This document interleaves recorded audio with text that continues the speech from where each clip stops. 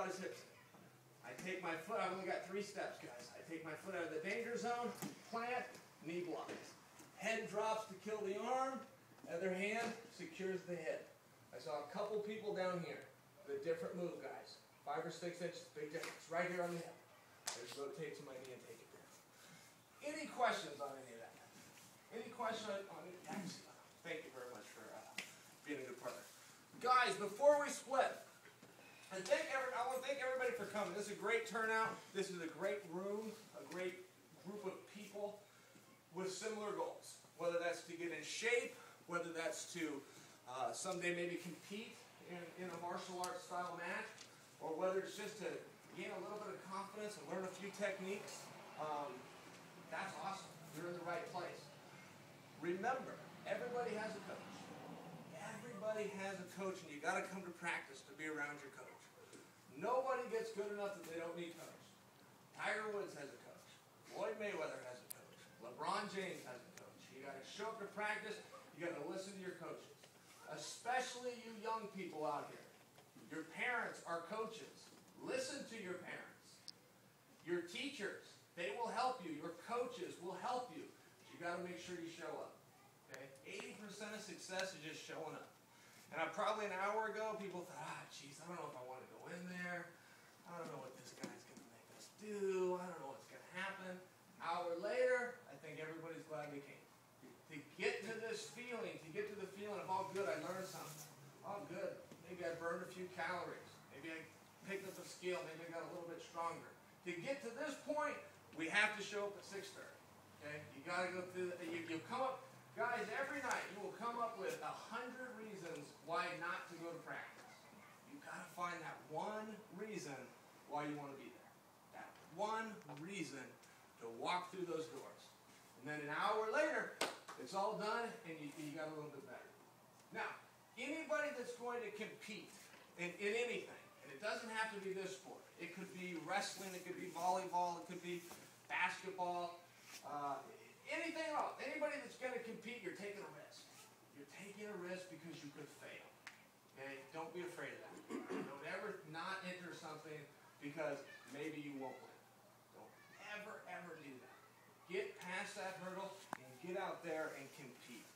And don't worry about, guys, you'll always hear, this is playground talk, but we feel this from the time we're this big until we're my age or older.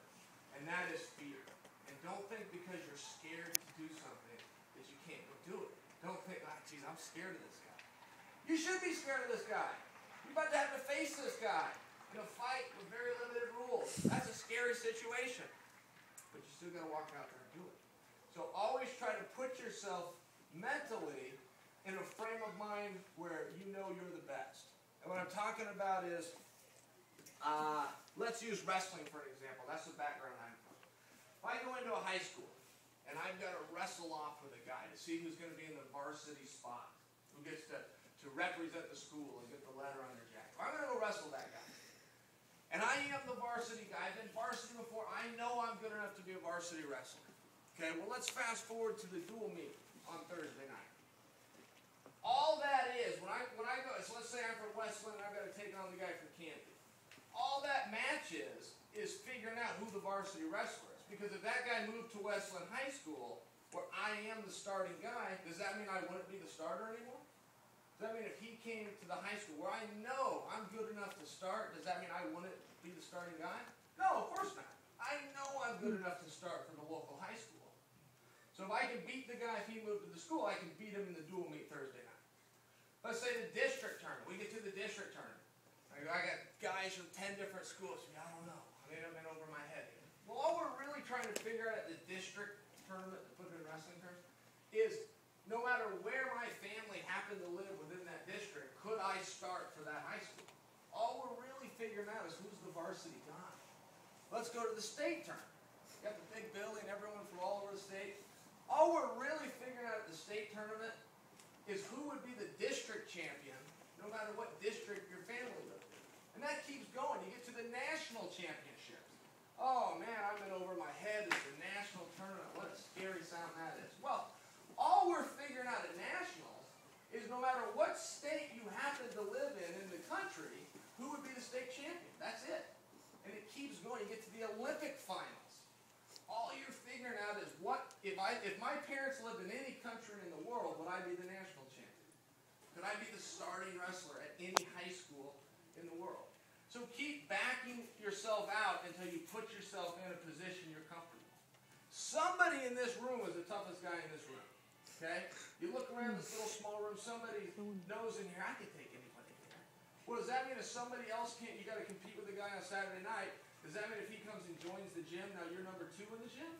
No, you know you're tough enough to beat everybody in the gym. So if he's not going to beat you here, he's not going to beat you Saturday night. Okay? You guys understand that concept? And sometimes you got to back it up. Maybe you're not the toughest guy here. Are you the toughest guy in your street? Does that mean if this guy moved into your neighborhood, all of a sudden you got to follow his rules? No! If he moves into your neighborhood, you don't have to listen to his rules. So if he can't beat you in the neighborhood competition, he can't beat you on Saturday night. Maybe you got to back it up. Maybe you live in a tough neighborhood. Are you the toughest guy in your house? Does that mean if this guy came and moved into the room across the hall, all of a sudden he's taking the remote control? You got to watch what he wants to watch on TV? No, if he can't beat you in your house, then he can't beat you to see who's the toughest guy in the street. He's not going to beat you in the practice room. He's not going to beat you at district, state, Saturday night, national finals, state finals, Olympic finals. It's the same guys. Okay? You just got to back it up until you put yourself in a situation where you know you are the best. Because it's all the same. The competition's all the same. And don't ever think you can't do something because you don't feel good. Too many people, boy, I hear that. I don't know where these people came from. Boy, I'd like to do it with my arm. Oh, I'd like to do it. I got a headache. Life doesn't work that way. We got a war going on right now. Could you imagine if our soldiers said that? They get engaged on the battlefield and, arms kind of bother. Could you come back in a week? If you give me a week, I'll fight you. Charlie, you can't do that in real life. You don't get to say, how old are you? How much do you weigh? How long have you been doing this? You don't get those choices in real life. So don't you guys, if I can leave you with anything, technique aside, it's that one concept. Don't think you have to feel good. Because you're never going to feel good. I can tell you my father was a plumber. That is hard work, and he never felt good, and he went to work every morning. Okay? In real life, your parents, they don't feel good. But they'll make sure you guys are here at 6:30 if you ask if you can beat the symbol. Okay? Your parents won't feel good, but tomorrow when that alarm goes off, they're going to get up, and they're going to go to work at it. You guys got to get that to your head, especially you young people. All right? Shake somebody's hand, and